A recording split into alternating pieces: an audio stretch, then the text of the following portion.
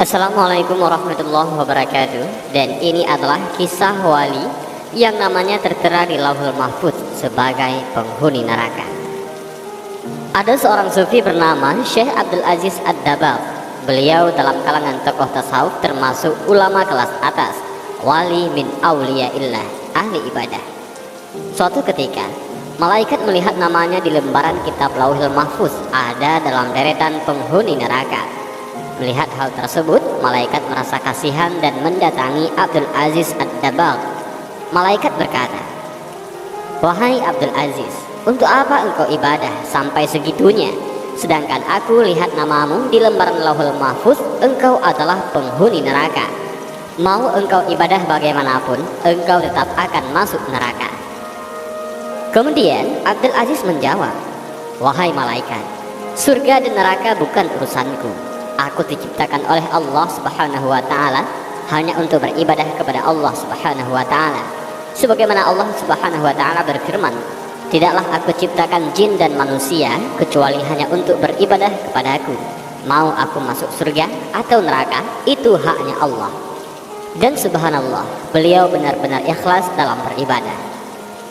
Suatu ketika malaikat kembali ke Lauhul Mahfuz dan melihat namanya telah dirubah oleh Allah Subhanahu wa Ta'ala menjadi penghuni surga, sebab Allah berhak menetapkan kitabullah. Lantas malaikat kembali menemui Abdul Aziz dan berkata, "Wahai Abdul Aziz, ada kabar gembira. Baru saja aku melihat namamu oleh Allah telah dirubah menjadi penghuni surga." Abdul Aziz menjawab, "Alhamdulillah, tapi sekali lagi malaikat, surga dan neraka bukan urusanku. Aku beribadah hanya untuk menggapai ridhonya Allah Subhanahu wa Ta'ala. Kalau Allah Subhanahu wa Ta'ala ridho aku di neraka, ya itulah tujuanku." Malaikat pun takjub dengan keikhlasan Abdul Aziz dalam beribadah dan berkata, "Wahai Abdul Aziz, ikhlasmu inilah yang membuat Allah ridho dan merubah namamu menjadi penghuni surga." Ada kisah lain, yaitu ahli maksiat masuk surga, ahli ibadah masuk neraka, dan inilah penyebabnya. Rasulullah Shallallahu Alaihi Wasallam pernah berkisah tentang dua orang bersaudara dari kalangan Bani Israel. Yang satu sering berbuat dosa, sementara yang lain sebaliknya, sangat tekun beribadah. Yang terakhir disebut ini rupanya tidak henti-hentinya menyaksikan saudaranya itu melakukan dosa hingga mulutnya tak betah untuk tidak menegur. "Berhentilah," sergahnya. Teguran itu seolah hanya masuk melalui telinga kanan dan keluar lagi lewat telinga kiri. Perbuatan dosa berlanjut dan sekali lagi tak luput dari mata saudaranya yang rajin beribadah. "Berhentilah," serunya kembali. Si pendosa lantas berucap, "Tinggalkan aku bersama Tuhanku. Apakah kau diutus untuk mengawasiku?" Saudara yang ahli ibadah pun menimpali, "Demi Allah, Allah tidak akan mengampunimu. Allah tidak akan memasukkanmu ke surga." Kisah ini tertuang dalam sebuah hadis sahih yang diriwayatkan Abu Daud dan Ahmad. Lanjut dari ceritanya, tatkala keduanya meninggal dunia, keduanya pun dikumpulkan di hadapan Allah Subhanahu wa Ta'ala.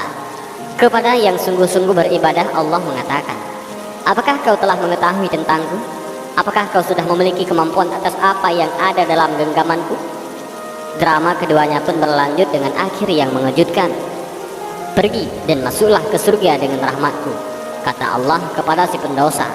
Sementara kepada ahli ibadah, Allah mengatakan, "Wahai malaikat, giringlah ia menuju neraka." Kisah ini mengisyaratkan pesan kepada kita untuk tidak merasa paling benar untuk hal-hal yang sesungguhnya menjadi hak prerogatif Allah. Tentu beribadah dan meyakini kebenaran adalah hal yang utama, tapi menjadi keliru tatkala sikap tersebut dihinggapi takabur dengan menghakimi pihak lain.